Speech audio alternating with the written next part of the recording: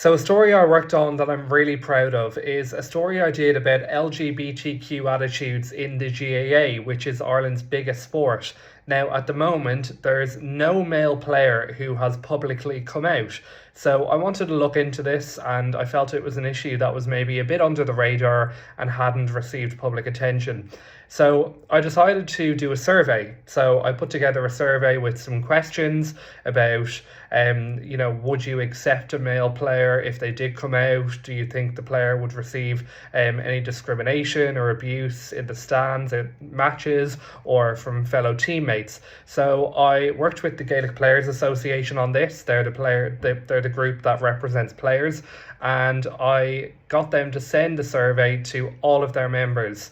And once the results came back, they passed the findings to me, and then we had some really interesting results. Something like 95% of players would have no problem if a teammate said that they were LGBT. Only about 75% think that there would be any sort of discrimination or abuse. So they were really interesting findings, and I wanted to illustrate them and not just find a way to bring the story to life. So I went and got an interview with the Gaelic Players Association about some of the findings. I also got an interview with the first female player who's come out on the GAA. It was one of her first broadcast interviews, and she spoke really powerfully about what it was like to come out, the reaction she got, why she thinks no male player has done the same. And then also I spoke to a group, an LGBTQ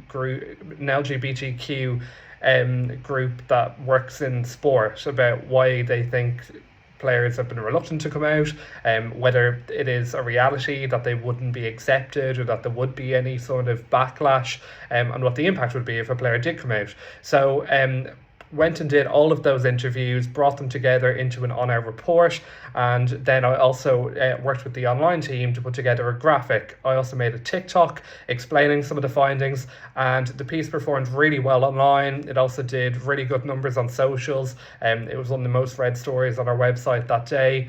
And also it did really well with younger audiences and underserved audiences, because I think it was an interesting topic.